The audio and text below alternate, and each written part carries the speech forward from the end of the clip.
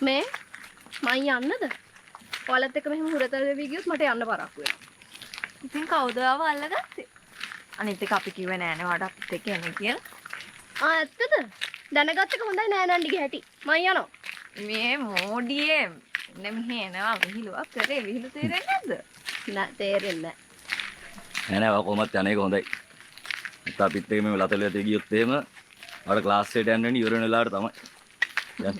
මං යනවා.